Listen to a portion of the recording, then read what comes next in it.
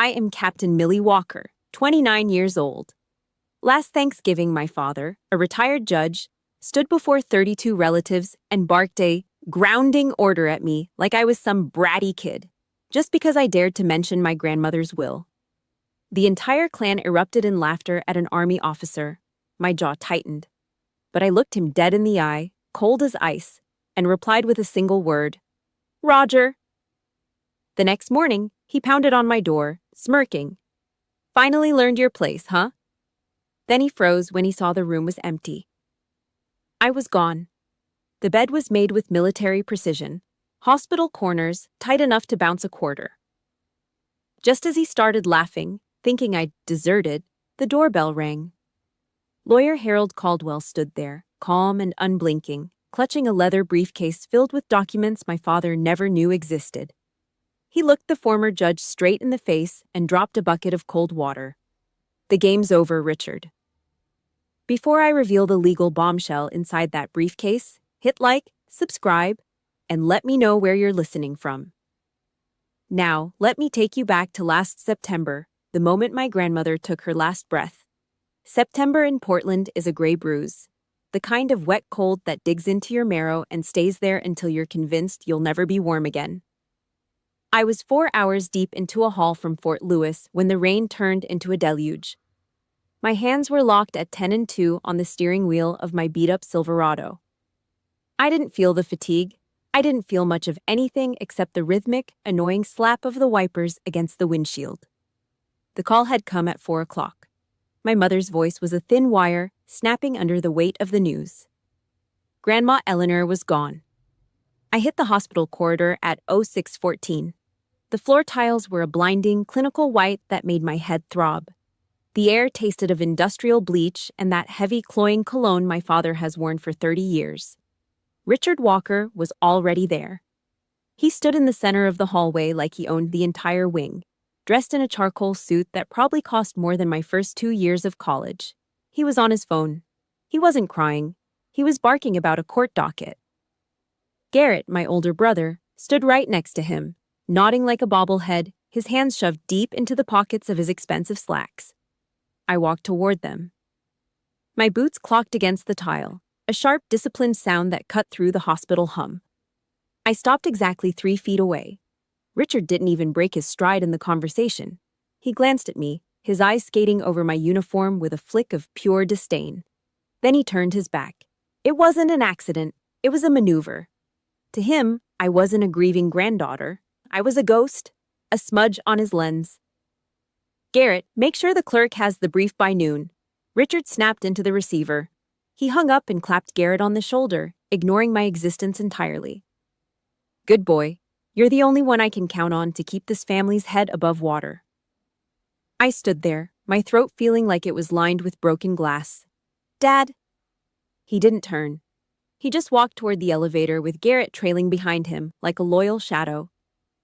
I watched the doors slide shut.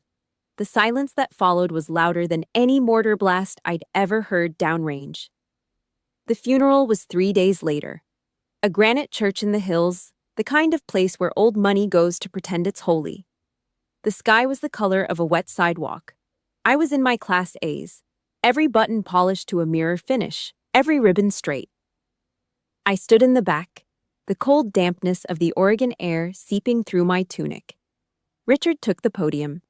He didn't look like a man who'd just lost his mother. He looked like a politician at a rally. His voice boomed, echoing off the high stone arches. He talked about legacy. He talked about the Walker name. "My son, Garrett," Richard said, his chest swelling with pride. "A man of the law. A man who understands what it means to carry this family into the future. The true pillar of our lineage." He said Garrett's name 4 times. He mentioned the law firm. He mentioned the civic awards. He even managed to squeeze in a mention of my mother, Linda, calling her a faithful companion. But me? He never even looked my way. I waited for it. A mention of the granddaughter who'd spent her life serving, the one who'd sent half her hazard pay home every month to keep Grandma's house from being seized when Richard tried to liquidate it years ago. Nothing. Not a word. He stepped down to a murmur of approval. I stayed in the corner of the transept, hands locked behind my back in a rigid parade rest. My knuckles were white. I could feel my nails digging into my palms, the sharp sting of skin breaking, but I didn't blink. I didn't let a single muscle in my face twitch. If he wanted me invisible, I'd be a statue. The wake was held at the Hawthorne estate. 32 relatives, all nursing bourbon and talking about the estate like vultures circling a kill. I was in the kitchen, stacking dirty plates. Habits die hard. You see a mess, you clear it. My Uncle Dan wandered in, glass in hand. He looked at my uniform, then at my face. "Millie, hard to keep track of where you are these days. You doing okay?" I opened my mouth to tell him about the logistics chain I was managing, the millions of dollars in equipment I was responsible for. But before I could speak, the door swung open. Richard walked in. He didn't look at me. He looked at Dan. "Don't bother, Dan," Richard said, his voice dripping with a casual, oily contempt. He threw a smirk over his shoulder at me. "She's just a dirt roller, only knows how to take orders and dig foxholes. Don't go asking her about the economy or the family business. It'd be like talking to the hired help." A few cousins standing in the doorway erupted in a muffled, snickering chorus. I froze. The plate in my hand felt heavy as a lead weight. My jaw was clamped so tight it ached. I've stared down real threats without breaking a sweat, but here, under the harsh yellow lights of my father's kitchen, I felt the walls closing in. I was an officer. I had a rank. I had respect everywhere else in the world except in my own home. "I gotta go," I muttered. I pushed past them, needing air before I did something that would get me court-martialed. I was halfway across the patio when a shadow moved. The buffet line was thinning out. An old man stood by the hedge. He was wearing a worn-out trench coat and thick glasses with gold rims. He looked like a relic. He didn't say a word as I approached. He just stepped into my path and reached out. His hand was dry, like parchment, but his grip was iron. He took my right hand and pressed something into my palm. "Your grandmother was very proud of you, Captain," he whispered. His voice was a low rasp, like tires on gravel. "Don't listen to the noise. They don't know what's coming. I'll call you soon." He let go and disappeared into the rainy darkness before I could even blink. I opened my hand. It was a business card, heavy stock, embossed lettering, Harold Caldwell, attorney at law. I looked back at the house. The lights were blazing. I could hear Richard's booming laugh from the living room. I looked at the card again. In the darkness, that embossed ink felt like a promise, a tactical advantage they didn't even know I had. A cold, sharp spark ignited in my chest. For the first time since that 4 o'clock phone call, the invisible girl started to see a way out. The dinner table was a battlefield where I had no weapons. At least, not yet. 15 of us were packed into the dining room of the Hawthorne Street estate. The air was heavy, thick with the smell of a $60 Cabernet and the steam from a prime rib that probably cost more than my monthly base pay. Richard sat at the head of the long oak table, his back straight, his eyes scanning the room like he was still presiding over the county court. He had that way of looking at people, like they were all just evidence he hadn't decided to throw out yet. Clink, clink, clink. He tapped his sterling silver fork against the rim of a crystal glass. The sound was sharp, brittle enough to cut. The room went dead silent. My cousins stopped mid-laugh. My aunts froze, napkins halfway to their mouths. "I've made a decision regarding the estate," Richard announced. He didn't say we. He didn't consult the ghost of his mother. He just spoke. "I'll be distributing the assets based on competence, real-world capability." He turned that judge stare on me. It was cold, dismissive. The kind of look you give a stray dog that's managed to find its way into a high-end steakhouse. "That means you don't need to worry your head about it, Millie," he said, a jagged little smirk playing on his lips. "These numbers ain't in your infantry manual. They require a mind for finance, not just a knack for digging holes and following orders." A few of my cousins snickered.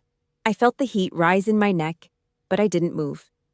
I've managed multi-million-dollar supply chains across 3 continents, but in this room, I was just the daughter who went off to play soldier. I was the uneducated one, because I didn't have a law degree from an Ivy League. Grandma Eleanor promised me the beach cottage, Dad, I said. My voice was low, level. I kept my breathing steady. 4 seconds in, 4 seconds out. Richard's hand slammed down on the table. The plates rattled. The wine in his glass sloshed over the rim, staining the white linen like a fresh wound. She was senile, he roared. His face turned a mottled shade of purple. She was out of her mind when she said that. You think you're gonna stand here and challenge me? In my own house? I reckon you've forgotten who's in charge here, girl. He swung his gaze toward my mother. Mom flinched. She looked down at her soup bowl, her shoulders hunched like she was expecting a blow. Her hands were shaking so hard she couldn't even pick up her spoon. She didn't say a word. She never did. She just sat there, disappearing into the wallpaper while her husband tore into her daughter.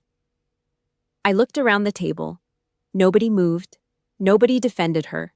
In this house, justice didn't exist. There was only the judge. I'm tired, I said, standing up. The chair legs scraped harshly against the hardwood floor. Long drive. I didn't wait for permission. I turned and walked out, the sound of my boots heavy and rhythmic. I climbed the stairs to the attic, the old room I'd spent my teenage years in. It was a dusty museum of a life I'd tried to outrun. The air was stale, smelling of old paper, mothballs, and damp insulation. I didn't turn on the light. I didn't need to. I knew every inch of this space. I went into tactical mode. It was a habit I couldn't turn off. I started at the door and worked my way inward. I checked the closet, the drawers. I ran my fingers along the window frame. Then I moved to the bed. I stripped the moth-eaten quilt and flipped the mattress. There.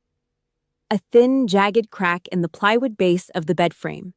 I pried it up with the blade of my pocket knife. Taped to the underside was a heavy, cream-colored envelope.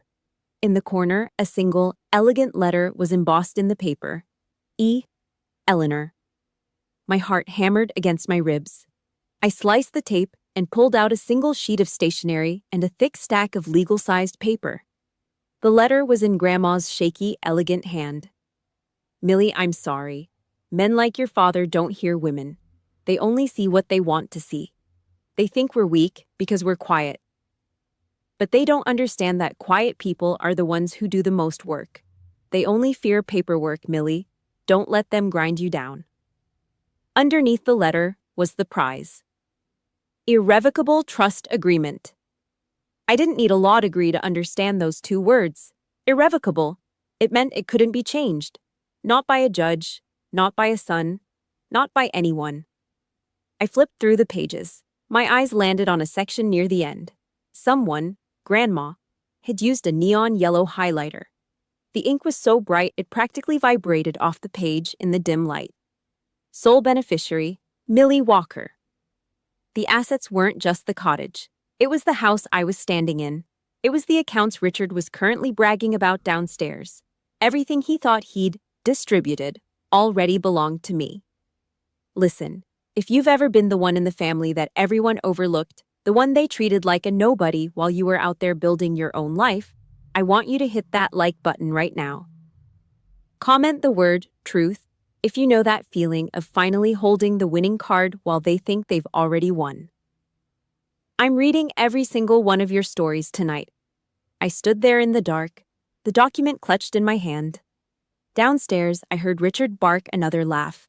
He was probably telling another story about how I was unfit to handle the family legacy. He was probably laughing about how he'd put me in my place. I didn't feel the anger anymore, not the hot, messy kind that makes you scream. This was cold, analytical. This was the feeling of mission parameters shifting. He thought I was a dirt roller. He thought I was just someone who followed orders. He was wrong. I was a captain. And I'd just been handed the ultimate weapon. I folded the papers carefully, tucking them inside my jacket. I walked to the window and looked down at the driveway. Richard's Mercedes was parked there, shining under the streetlights. He didn't know it yet, but he was already homeless. The war had officially started, and I was the only one who had the map. 3 weeks back at the base.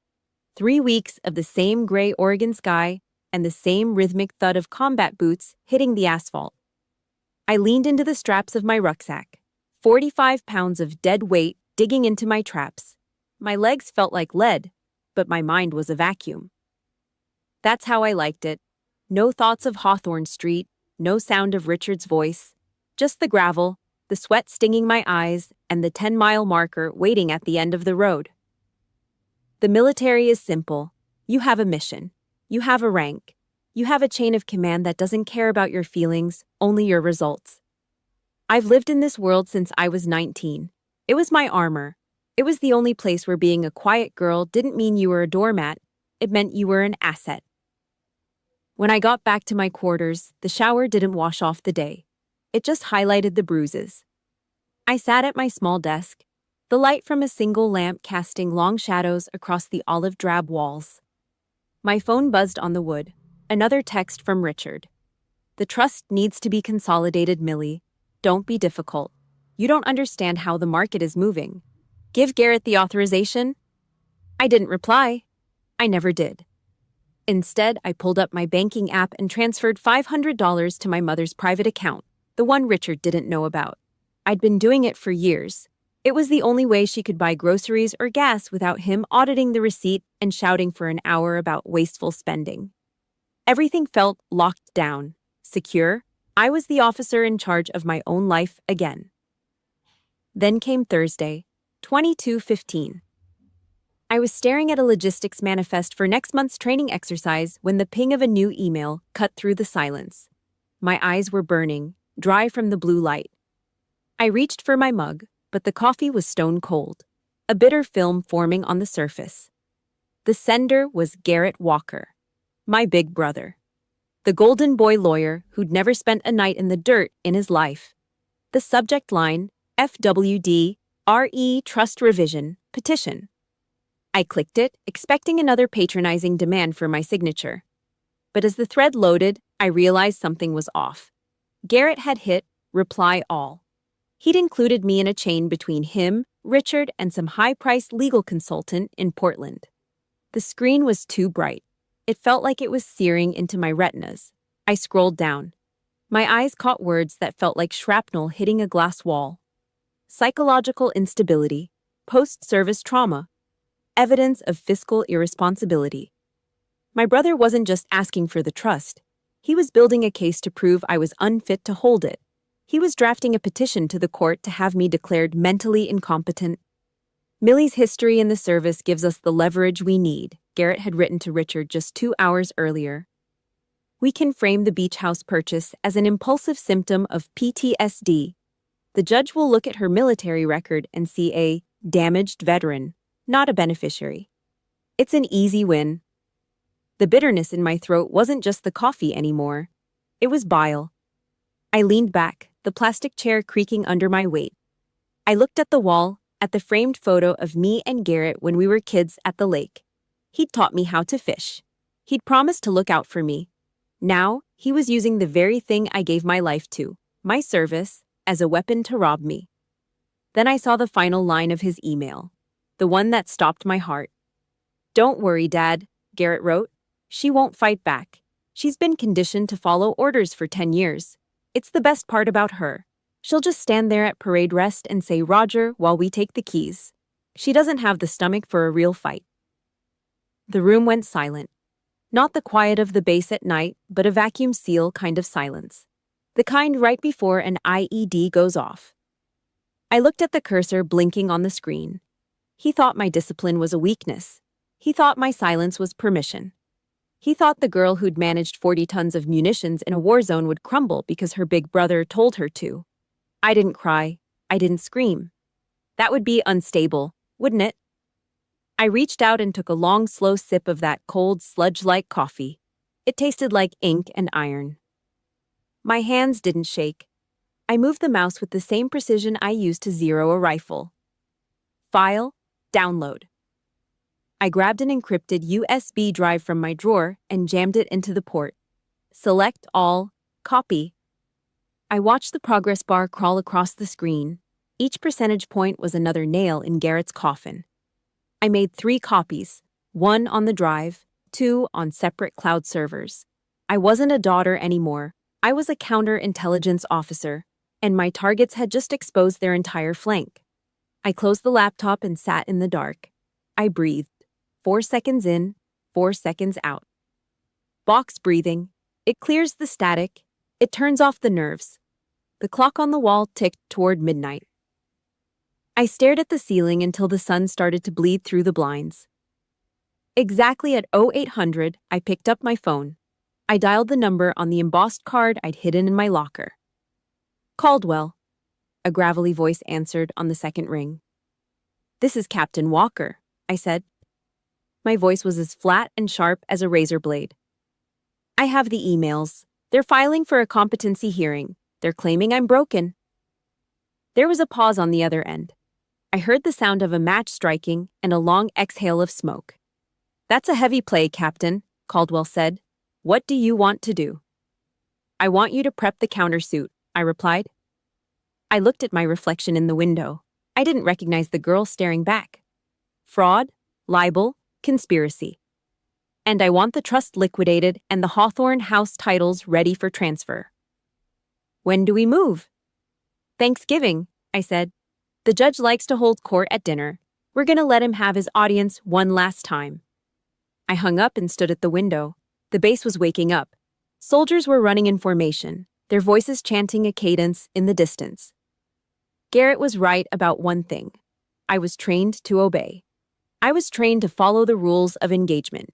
But he forgot the most important rule of combat. Never underestimate the person who knows exactly how much ammunition you have left. The trap was set. Now all I had to do was wait for the holiday. The Hawthorne estate glowed like a stage set for a high-end commercial. From the curb, the house looked perfect. Warm yellow lights spilling out of every window, the smell of roasted turkey and expensive bourbon drifting into the damp Portland night. But as I stepped onto the porch, the air felt thin. Toxic. 32 relatives were packed inside, their voices a dull, hungry roar that vibrated through the heavy oak door. I took a breath and pushed inside. Nobody looked up. Nobody offered a drink. I was a ghost in a room full of people sharing my last name.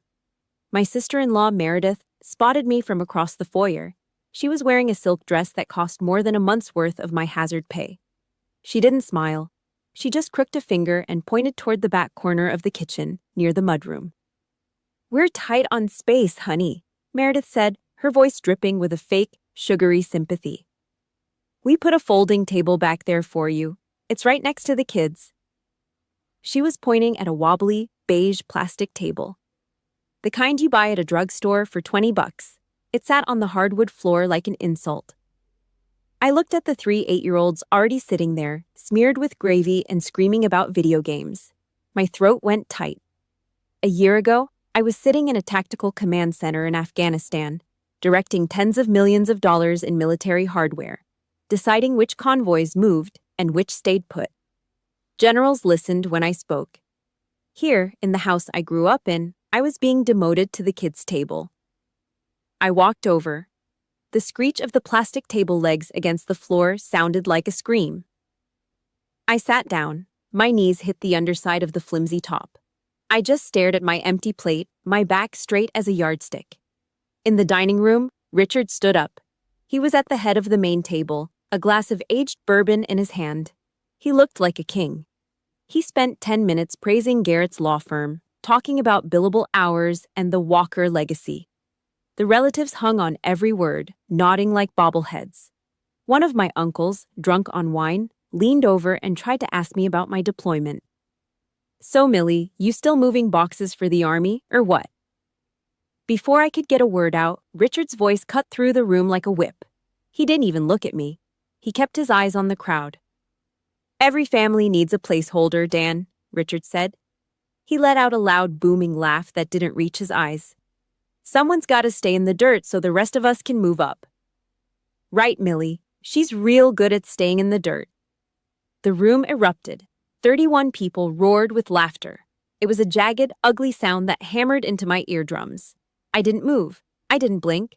I just watched a single drop of condensation slide down my water glass. I stayed there for an hour, a statue at a plastic table. When the plates were cleared, I grabbed a stack of dirty forks and walked into the kitchen. I needed the walls to stop closing in. I was at the sink when Garrett drifted in. He smelled like expensive tobacco and arrogance. He leaned against the counter, blocking my path, swirling a fresh drink in his hand. He looked at me with a smirk that made my skin crawl. "You look comfortable back there, sis," Garrett whispered. "Fits you. Nice and simple. No big decisions to make. Just how you like it." I turned off the faucet. The silence in the kitchen was heavy. I looked him dead in the eye, the same look I used when I had to tell a contractor their shipment was seized. "Garrett," I said, my voice low and flat, "do you actually know what Grandma Eleanor left me? Do you have any idea what's in that safe deposit box she mentioned?" The smirk died. It didn't just fade, it vanished. Garrett's face went the color of old chalk. He stammered, his glass shaking just enough to make the ice clink. He didn't answer. He turned on his heel, nearly tripping over his own feet, and ran into the dining room to find Dad. 10 minutes later, the house went dead silent. Richard stormed into the kitchen. The heavy thud of his heels sounded like a death march. The relatives crowded the doorway, peering in like they were at a car wreck. Richard's face was a mottled purple, the veins in his neck bulging. He stopped inches from my face, his finger trembling as he pointed it at my nose. "You dare?" he hissed. His voice was a low growl that shook with rage. "You come into my house and threaten your brother? You think your little games matter here? You're grounded, Millie, just like when you were 16. You're grounded until you learn to open your mouth and apologize to this family. Go to your room. Now!" Meredith let out a sharp, jagged giggle from the hallway. Aunt Margaret turned her head, pretending to look at a painting. My mother, Linda, stood at the back of the crowd, her eyes glued to the lace tablecloth, her hands knotted together. She didn't say a word. She didn't even look at me. The humiliation was a physical weight in my chest, a hot, thick pressure rising up my throat. My vision blurred for a split second, but then the training kicked in. Box breathing. In for 4. Hold for 4. Out for 4. Hold for 4. The noise in my head stopped. The anger didn't go away, it just turned to ice. It became a tool. I snapped my heels together, my back rigid, my arms locked at my sides. I stared through my father, looking at the wall behind him. "Roger," I said. The word was a jagged piece of flint. I didn't wait for him to move. I walked past him, my shoulder brushing his suit, and headed for the stairs. Every eye in the house was on me. I didn't look back. I went into my old room, shut the door, and locked it. I didn't turn on the light. I sat on the edge of the bed in the dark, listening to the sounds of laughter and clinking glasses starting up again downstairs. They thought they'd won. They thought they'd put the soldier back in her cage. I pulled my phone from my pocket. My thumb hovered over the contact. I pressed dial. "Caldwell," the voice rasped on the first ring. "It's time," I said. My voice was a dead thing. 8 o'clock tomorrow morning. Open fire. I hung up and tossed the phone on the quilt. Below me, someone shouted a toast. Let them drink. Let them laugh. Tonight was the last night they'd ever sleep in this house. 4:15. Portland was a ghost world. A thick, wet fog crawled off the Willamette River, swallowing the streetlights and turning the Hawthorne estate into a jagged shadow. Inside the house, the silence was heavy, smelling of stale bourbon and the cold grease of a turkey carcass left on the counter. I didn't turn on the lights. I didn't need to. I moved through the dark with the muscle memory of a scout. My tactical rucksack was already packed. One change of clothes, my laptop, the thumb drive, and the cream-colored envelope from the attic.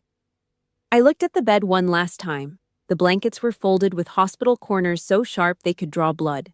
Precision, discipline. It was the only thing they hadn't been able to take from me. I reached out and touched the framed photo of Grandma Eleanor on the nightstand. Then, with a slow, deliberate motion, I turned it face down. The click of the front door lock was a tiny, sharp snap in the fog. I stepped onto the porch, the air hitting my lungs like a sheet of ice. I didn't look back. I didn't say goodbye. You don't say goodbye to a burning bridge.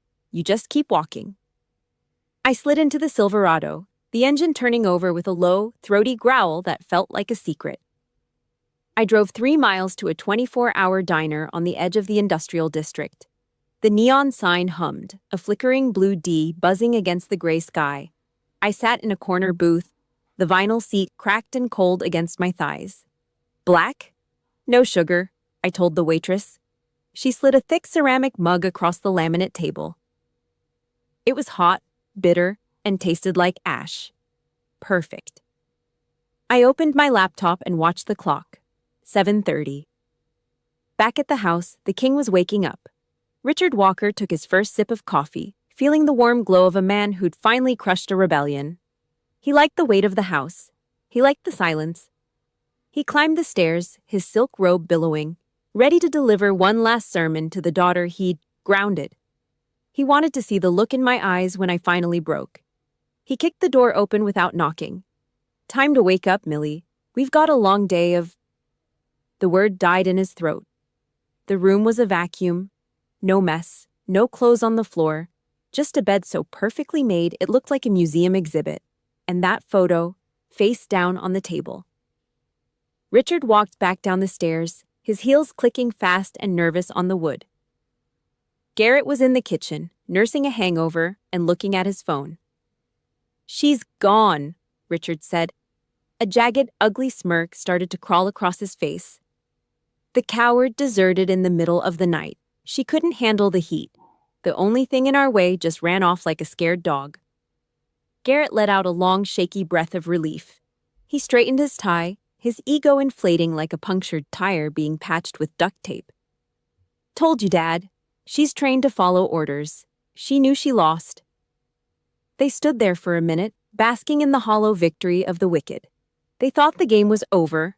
They thought they'd won. Then the doorbell rang. It wasn't the polite chime of a neighbor. It was a long, aggressive buzz that echoed through the foyer like an alarm. Richard marched to the door, his chest puffed out, ready to bark at whoever was interrupting his triumph. He yanked the door open. Harold Caldwell stood on the porch. He looked like something carved out of old granite. He wore a charcoal trench coat that had seen better decades and held a brown leather briefcase that looked like it had been through a war. His eyes were behind thick, gold-rimmed glasses, and they didn't move. "What the hell are you doing here, Harold?" Richard roared. His face was already turning that mottled purple color. "I told you to stay off my property. Get lost before I call the cops and have you hauled off for trespassing." Caldwell didn't flinch. He didn't even blink. He just adjusted his grip on the briefcase, the brass latch clicking in the silence. "Go ahead, Richard. Call them," Caldwell said. His voice was a dry, dusty rasp that carried the weight of 40 years in a courtroom. "I'd love for the police to be here when I show them the petition you filed with the county clerk yesterday." Richard's mouth snapped shut. "I don't know what you're talking about." "I think you do," Caldwell said, stepping forward, forcing Richard to take a half step back into his own house. "The petition where you swore under oath, under penalty of perjury, that you were unable to locate your daughter. The petition where you claimed she disappeared and was mentally unfit to be served with legal notice." Richard's face went from purple to a sick, chalky white. The word perjury hit him like a physical blow. A former judge being caught in a flat-out lie to the court wasn't just a scandal. It was a prison sentence. Garrett appeared in the hallway, his hand gripping his father's arm so hard his knuckles were white. "Dad, we need to talk in private." Caldwell looked past Richard, his eyes locking onto Garrett like a hawk spotting a field mouse. The lawyer didn't smile. He just checked his watch. "You've got 6 hours of privacy left," Caldwell said. He turned on his heel, his coat snapping in the cold wind. He walked down the steps, his boots heavy and rhythmic on the stone. He stopped at the bottom of the stairs and looked back over his shoulder. "I'll be back at 1400 for the reading of the will. My client has provided some additional documentation that you seem to have overlooked." "Millie isn't here," Richard shouted, his voice cracking, desperate to regain control. "She ran off." Caldwell gave a short, sharp nod. "She didn't run, Richard. She just repositioned. And when I come back this afternoon, I won't be coming alone." The lawyer climbed into his old black sedan and pulled away into the fog. Richard stood in the doorway, the cold air rushing into his warm house. He looked at the empty street, then back at his son. For the first time in 63 years, the judge looked like a man who was terrified of the verdict. Up at the diner, I closed my laptop. I looked at the business card on the table. The time was 08:05. The clock was ticking. And for the first time in my life, I wasn't the one waiting for orders. I was the one giving them. 1400. The living room of the Hawthorne estate felt like a pressure cooker. 30 relatives were squeezed into the space, the air thick with the smell of cheap floral perfume and the nervous sweat of people waiting for a payout. Richard stood by the fireplace, legs braced, holding a single sheet of typed paper like it was a holy scroll. He looked every bit the judge, stern, untouchable, and utterly convinced of his own power. "I've spent a lifetime upholding the law," Richard's voice boomed, echoing off the high ceiling. "And it's my duty to ensure Eleanor's legacy is handled with the respect it deserves. Therefore, the primary trust of $620,000 will be transferred to Garrett Walker. He has the legal expertise to grow this family's influence." He paused, a flicker of something cruel crossing his face. "As for Millie, despite her decision to walk out on us this morning, I'm setting aside $5,000 as a support fund. Every family has its workers, and every family has its ghosts. She's chosen her path." A few aunts nodded, their eyes already calculating their own cuts. Garrett stood by the window, adjusting his silk tie, a small, greasy smile tugging at the corner of his mouth. Then, the heavy deadbolt on the front door turned. Clack. The sound was like a gunshot in the silent room. The door swung open, hitting the stopper with a dull thud. I walked in first. I wasn't wearing a suit or a dress. I was in my worn-out jeans, a dark field jacket, and my boots were still stained with the mud from the base. My back was a straight line. I didn't look at the relatives. I didn't look at the furniture. I looked at the target. Harold Caldwell followed me, his leather briefcase clicking as he stepped onto the hardwood. Richard's face went a dark, angry purple. He pointed a trembling finger at me. "You've got a lot of nerve showing up here after your little desertion. You want to apologize? Do it now, or get out. You're trespassing in my house." I walked right past his pointing finger and stopped 3 feet from the coffee table. I didn't raise my voice. I didn't have to. "I'm not here to apologize, Richard," I said. My voice was as cold and flat as a winter morning in the Cascades. "I'm here to stop a robbery." I reached into my jacket and pulled out a folder bound in heavy cardstock, stamped with a bright red seal. I didn't place it on the glass table. I dropped it. The sound made Garrett jump. Caldwell stepped forward, his eyes sharp behind his gold-rimmed glasses. He didn't wait for permission. He opened his briefcase and pulled out the first document. "The trust fund at U.S. Bank that you just mentioned, Richard? The one for $620,000? Caldwell's voice was a dry rasp that filled every corner of the room. "It is an irrevocable trust, signed and notarized 2 years ago. There is only one named beneficiary, Captain Millie Walker." A collective gasp rippled through the room. Aunt Margaret dropped her glass, the ice clinking against the floor. Richard's mouth opened and closed, but no sound came out. He looked like a fish gasping for air on a hot pier. "That's a lie," Garrett shouted, his voice cracking. "I saw the original draft. Dad has the power of attorney." "The draft you saw was a decoy, Garrett," Caldwell said, his tone bored. He pulled out a second set of papers. "And as for the trespassing comment, this house, the Hawthorne estate, was never in Richard's name. It was held in a separate life estate. Upon Eleanor's death, the title transferred immediately." Caldwell tossed the deed onto the table. "Millie Walker is the sole owner of this property. Richard, you aren't the judge here. You're a guest. And your invitation just expired." The shift in the room was violent. The relatives who had been nodding at Richard 10 minutes ago were now staring at me like I was a stranger who'd just walked in with a winning lottery ticket. The power was hemorrhaging out of my father's face.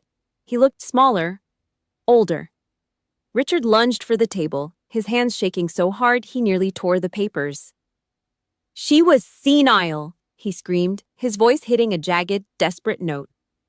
My mother was out of her mind. She was confused. She didn't know what she was signing. I'll have this whole thing thrown out in an hour.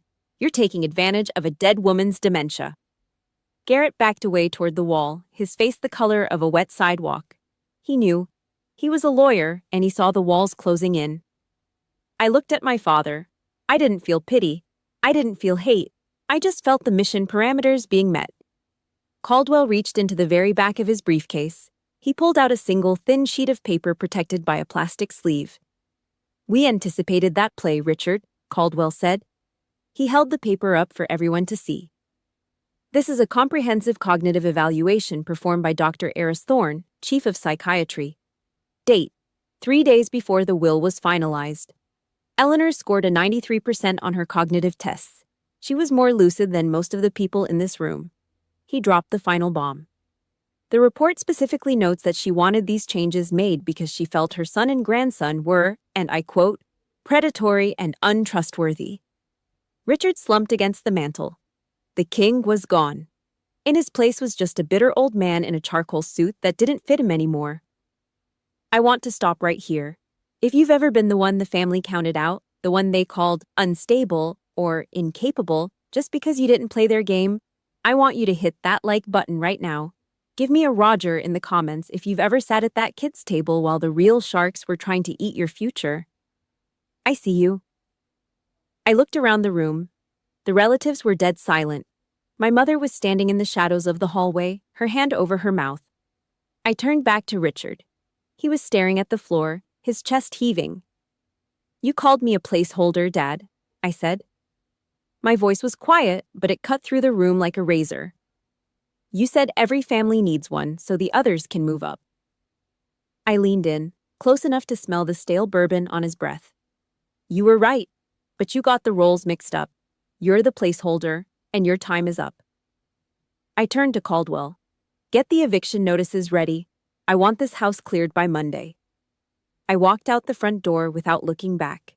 Behind me, I heard the first sounds of the vultures starting to turn on each other. The silence in the living room wasn't peaceful.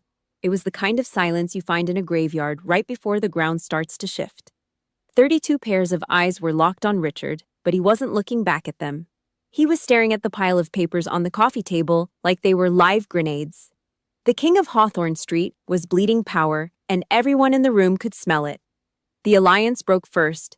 It's funny how fast people run when the ship starts taking on water. Meredith, who had spent the last hour clinging to Garrett's arm like a status symbol, suddenly recoiled. She stepped back into the shadows of the foyer, her hands up as if to say she was never part of the deal. She didn't want the stain of a fraud case on her silk dress. Richard turned on Garrett. His face was a dark, bruised purple, the veins in his temples throbbing. He didn't look like a judge anymore. He looked like a cornered animal. "Do something," Richard barked, his voice cracking. "You're the damn lawyer. Find a loophole. Tell them these papers are fakes. Tell them she's lying." Garrett didn't move. He was shaking. Not just his hands, but his whole frame. He looked at the irrevocable stamp on the top sheet and let out a sound that was half sob, half laugh. It was the sound of a man who realized he'd spent his whole life building a house of cards on a windy beach. "I can't, Dad," Garrett whimpered. He didn't even try to lower his voice. "It's over. Irrevocable means exactly what it says. There ain't no back door. I told you we shouldn't have pushed it this far. I told you." Richard's hand, the one holding the half-full glass of bourbon, began to tremble violently. He looked around the room, searching for an ally, a friendly face, someone to tell him he was still in charge. But Uncle Dan was looking at the floor. Aunt Margaret was busy inspecting her fingernails. The vultures were done with him. Smash! The glass slipped from his fingers. It hit the hardwood and exploded into 100 jagged diamonds. The expensive red wine splashed across the cream-colored rug, spreading out like a fresh, dark wound. Richard didn't even flinch. He just stood there, breathing in short, wet gasps. "Millie," he whispered. The room went stiller, if that was even possible. Richard dropped his shoulders. He let his head hang for a second, then looked up at me. The rage was gone, replaced by something far more dangerous. The fake, oily sheen of a man playing the victim. He'd spent 30 years on the bench watching criminals do this. He knew the script. "Millie, honey," he said, his voice dropping into a low, fatherly rasp. "You don't understand the world. You're a soldier. You see things in black and white. I wasn't trying to steal from you. I was trying to save you. You don't know how to handle this kind of money. People would have taken advantage of you. I did it to keep the family legacy whole. I did it because I love you." I felt the air in the room thicken. I'd heard that line 1,000 times growing up. I did it because I love you. He'd used it when he grounded me for 3 weeks for getting a B in history. He'd used it when he told me my military service was a waste of a good Walker brain. He'd used it to keep my mother in her place for 35 years. I stood my ground. My back was a steel rod. I didn't let my expression change. I didn't give him the satisfaction of seeing my anger. "Love?" I said. The word felt like a stone in my mouth. I walked over to him, stepping right through the puddle of wine. The glass crunched under my boots. I stopped when I was inches from his face, close enough to see the gray stubble on his jaw and the fear behind his eyes. "You don't know the first thing about love, Richard," I said. My voice was quiet, but it carried to every corner of that room. Love is about sacrifice. Love is about seeing someone for who they are and helping them grow. What you have isn't love. It's a ledger. You only value people for how much they obey you. You didn't hide that will to protect me. You did it because you couldn't stand the idea of a daughter having something you couldn't control. I leaned in closer, my voice dropping to a whisper that only he could hear. The placeholder is done taking orders, and the judge is out of appeals. Richard's mouth worked, but no words came out. He looked like he'd been slapped. The mask was gone. The dignified former judge was just a bitter, lonely old man in an expensive suit. "He's right, Millie." The voice came from the back of the room. It was thin, shaky, but it didn't break. My mother, Linda, stepped out of the shadows. She'd spent 35 years disappearing, turning herself into a ghost so Richard wouldn't have a target to hit. But today she looked different. She wasn't looking at the floor. She was looking straight at her husband. "He's right about one thing," Mom said, her voice getting stronger with every word. "You owe her, Richard. You owe this girl an apology for every time you told her she wasn't enough. You owe her for every lie you told to keep her under your thumb." She walked over and stood next to me. She didn't touch me, but I could feel the heat of her presence. It was the first time in my life I hadn't felt alone in this house. "And you owe me too," she added, her eyes burning into his. Richard looked at her like he didn't recognize her. He looked at the relatives. He looked at the wine-stained rug. He was a man who'd lost his court, his jury, and his home all in one afternoon. He didn't say a word. He didn't apologize. He couldn't. He turned on his heel and walked toward his heavy oak office door. He looked smaller with every step. He didn't look back as he stepped inside and slammed the door. The sound echoed through the house like a final verdict. The king was gone. And for the first time in my life, I could finally breathe. I looked at Caldwell. He was already clicking his briefcase shut. He gave me a short, sharp nod.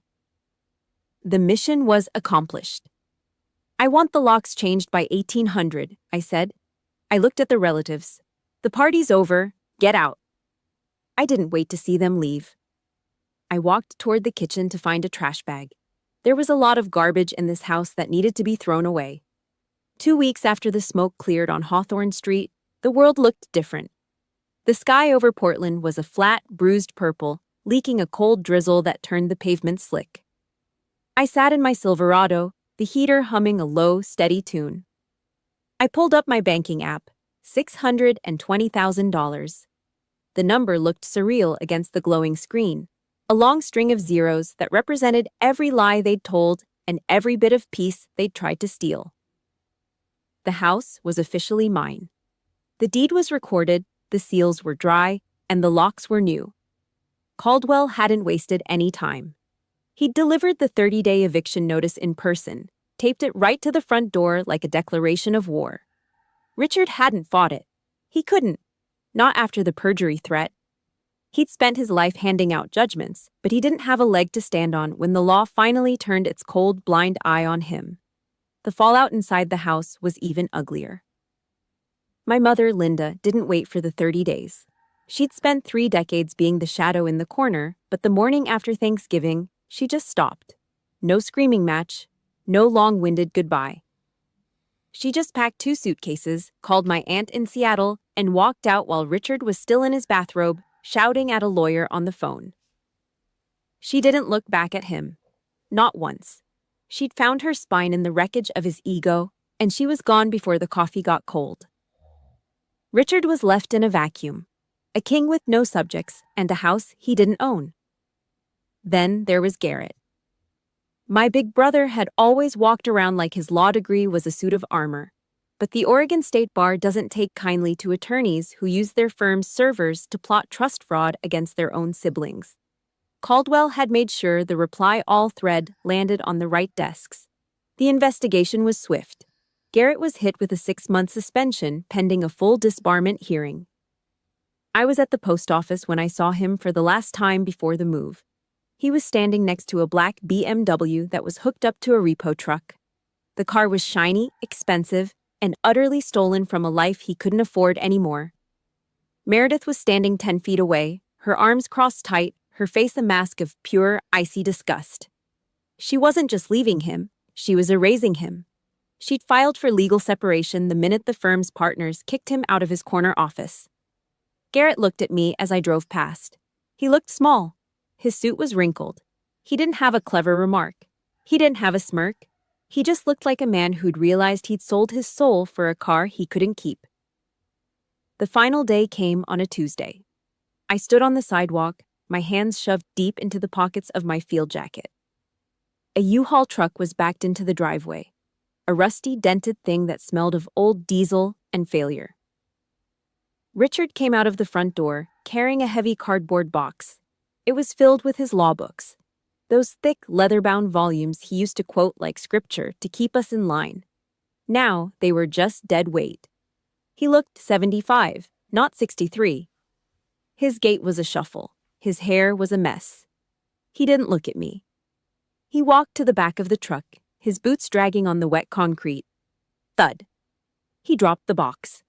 The sound of packing tape being ripped off the roll was the only music playing. Screech! Zip. It was the sound of a life being dismantled and shoved into a box.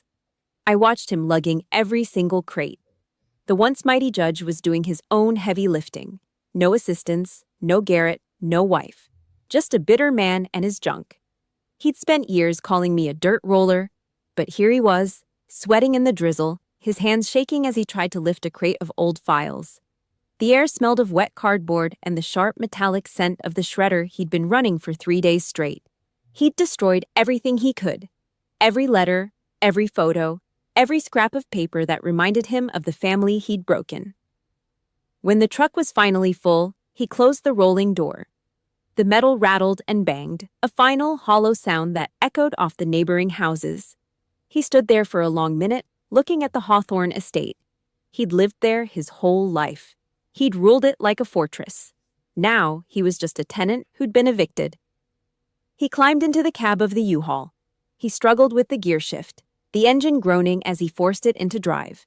He pulled away from the curb without a signal, the heavy truck lumbering down the street like a wounded beast. He was going to a 2-bedroom apartment in a part of town he used to look down on. No fireplace, no crown molding, just white walls and the sound of the neighbors through the ceiling. That night, I sat on the porch of my house. The silence was absolute. It was the first time I'd ever felt safe on these steps. My phone buzzed in my pocket. I didn't recognize the number at first, but I knew the area code. I answered. "Millie?" a voice rasped. It was thin, shaking with a pathetic kind of rage. "You really did it. You destroyed everything. Your brother's career, my reputation, this family. You tore it all down. You happy now, girl? You satisfied with the wreckage?" I looked out at the dark yard. The streetlights were flickering on, casting long orange shadows across the grass. I didn't feel the heat in my chest. I didn't feel the need to argue. "No, Dad," I said. My voice was as steady as a heartbeat. I didn't tear anything down. You're the one who spent 30 years pouring gasoline on the floor. I'm just the one who finally stopped pretending the house wasn't on fire. You're heartless, he hissed, just like your grandmother. I'll take that as a compliment, I replied. I didn't wait for his comeback. I didn't need the last word. I just pulled the phone away from my ear and hit the end call button. Then, with 3 steady taps, I blocked the number. Permanent, no contact. I leaned my head back against the porch railing and took a long, deep breath. The rain had stopped. The air was clean. The war was over. The battlefield was cleared. And for the first time in my 29 years, I didn't have to look over my shoulder. The house didn't feel like a fortress anymore. It just felt like a house. For 30 years, the Hawthorne estate had been a place where I held my breath, waiting for the floorboards to creak under Richard's heavy, judgmental stride. Now, the air was still. It didn't taste like someone else's permission. It just tasted like dust, floor wax, and the cold, sharp scent of an Oregon March. I sat at the kitchen table with my laptop. The morning sun was a pale, weak sliver of light cutting through the blinds. I wasn't thinking about the $620,000. I wasn't thinking about the title in the safe. I was thinking about the perimeter. In the military, you learn that a victory is only as good as the lines you draw afterward. If you don't secure the ground you've taken, the enemy just crawls back in through the gaps. I opened my email and blind copied every relative who'd been at that disastrous Thanksgiving dinner. Subject: New Rules of Engagement. The message was short. I didn't use flowery language. I didn't ask for understanding. I just laid out the facts. I told them the house was mine. I told them Richard and Garrett were gone. And then I set the hard line. Do not contact me on their behalf. Do not give them my new number. Do not bring their drama to my porch. If you try to play the middleman, you're out. No exceptions, no second chances. I hit send. The click of the mouse felt like a deadbolt sliding home. 10 minutes later, the pings started. Cousin Danny sent a thumbs up. Aunt Margaret sent a single sentence. It's about damn time, Millie. Take care of yourself. Then, a final one from Garrett. Just one word. Understood. The Fear Dynasty was dead. The placeholder had rewritten the manual. I was on a long stretch of terminal leave, the kind of downtime they give you when you've spent too many years in the sun and the dirt. Most people would have gone to Vegas or sat on a beach in Maui. I went to the hardware store. I bought 5 gallons of high-gloss white primer, a heavy-duty crowbar, and a pair of leather work gloves that smelled like a new saddle. I started with Richard's study. The room was a mahogany and oak coffin. It smelled of stale cigar smoke, old leather, and the kind of arrogance that only grows in a room where people are told they're always right. I didn't just move his furniture. I gutted the space. I hammered the crowbar behind those dark, suffocating wood panels he'd bragged about for decades. Creak. The sound of the wood splintering was better than any song on the radio. I ripped it all down. Every plaque, every framed diploma, every Judge of the Year award he'd left behind, because he couldn't fit them in the U-Haul. I threw it all into a dumpster I'd rented for the week. By noon, the walls were bare, gray drywall. By sunset, they were a blinding, aggressive white. I turned the room into a nursery. Not for a kid, for seeds. I set up long steel tables and grow lights. I wanted a place that produced things instead of just judging them. I traded the law books for catalogs of perennials and landscape design manuals. My hands were covered in white paint and plaster dust, and for the first time in my life, I didn't feel the need to wash them immediately. The grit felt honest. By the 3rd week of March, the ground outside finally started to thaw. The backyard of the Hawthorne estate was a mess of dead ivy and overgrown blackberry vines, another legacy of Richard's neglect. He only cared about the front yard, the part the neighbors could see. The back was a jungle. I spent 4 days out there with a brush hog and a spade. I worked until my back screamed and my palms were a map of fresh blisters. My military training didn't go away. It just shifted targets. I attacked the weeds with the same focus I used to use for supply manifests. I cleared a 20 by 20 plot near the old stone wall. I'd ordered the bulbs months ago, Sarah Bernhardt peonies. They're the old school kind. Tough, heavy-headed flowers that take forever to bloom but stay beautiful long after everything else has dried up. They were Grandma Eleanor's favorite. She used to say they were the only things in this yard that didn't need a judge's approval to grow. I knelt in the cold, wet mud. The smell of the earth was thick and raw, the scent of things waking up after a long sleep. I used a small hand trowel to dig the holes, exactly 6 inches deep. I tucked the bulbs into the soil, my fingers feeling the rough, bark-like skin of the roots. I smoothed the dirt over them, pressing down firmly. "Grow or don't," I muttered. "It's up to you now." The silence of the yard was different now. It wasn't the heavy, suffocating quiet of a house under a dictator. It was the silence of a field after a storm. I stood up, my knees cracking, and wiped the sweat from my forehead with the back of my glove. I looked at the house. It looked smaller now, less like a monument and more like a project.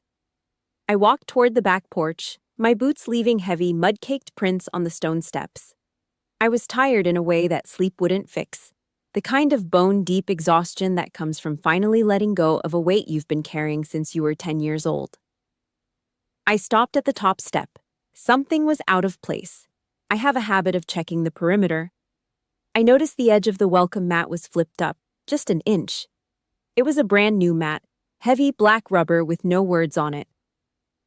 I hadn't moved it since I laid it down 2 days ago.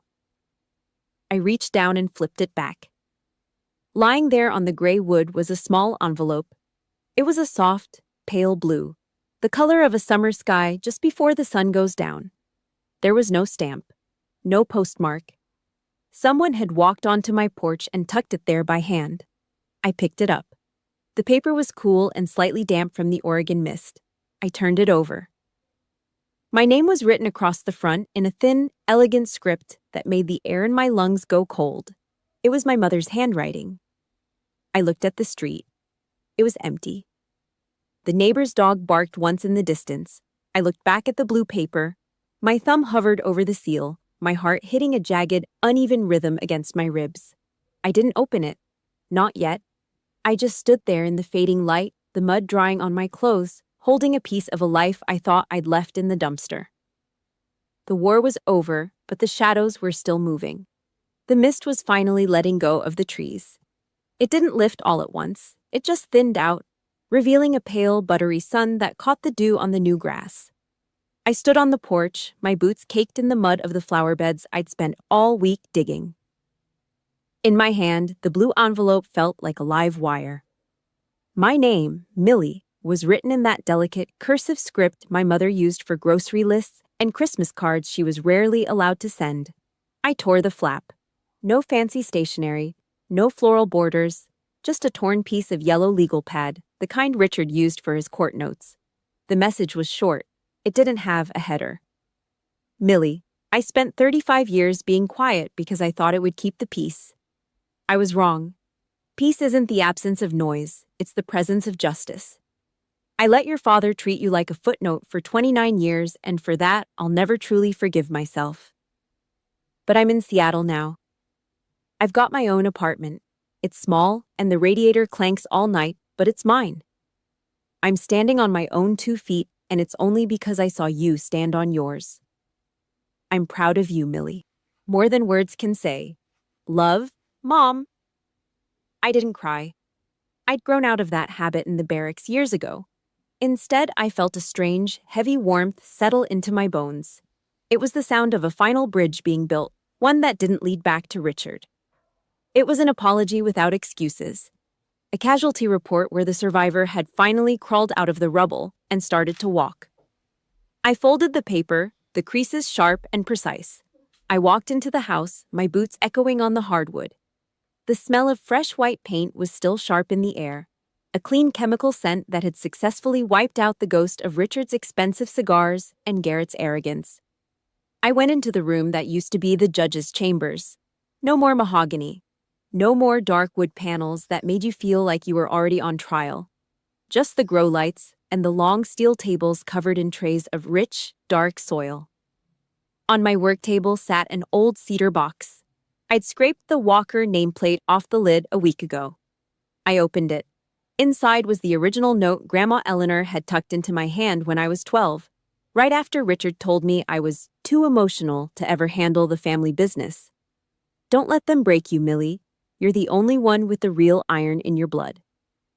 I laid Mom's yellow paper right next to Grandma's. 2 generations of women.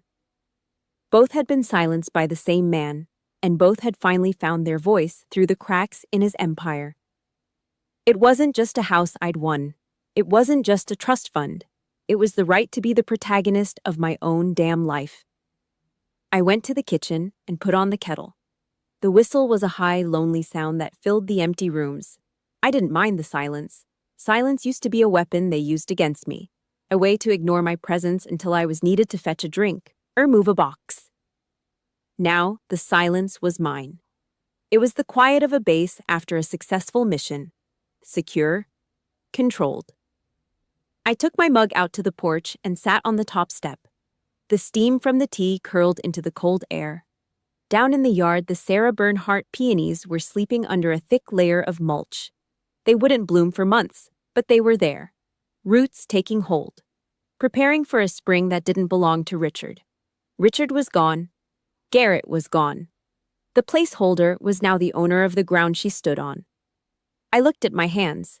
They were stained with dirt and paint, my knuckles scarred from 10 years of service and 2 weeks of reclaiming this house. They were the hands of a worker, a soldier, a woman who knew exactly what she was worth. The campaign was over. I wasn't checking my 6 for an ambush anymore. I wasn't waiting for a mission briefing from a man who hated my strength. I was just Millie. And that was more than enough. Listen to me. If you're sitting there right now, feeling that familiar weight in your chest, the one that comes from being told you're the difficult one or the backup plan, I want you to look at your own hands. That seat at the kids' table, it only belongs to you if you're willing to sit in it. If you've ever felt the sting of being overlooked while the sharks in your family ate your future, I want you to hit that like button right now. Leave me a Roger in the comments if you're ready to draw your own line in the sand. I'm reading every single one. I took a long, slow sip of my tea. The sun was higher now, burning through the last of the Portland fog. The neighborhood was waking up. Dogs barking, cars starting, life moving forward. My phone buzzed on the wood beside me. A text from Caldwell. Trust transfer finalized. You're clear, Captain.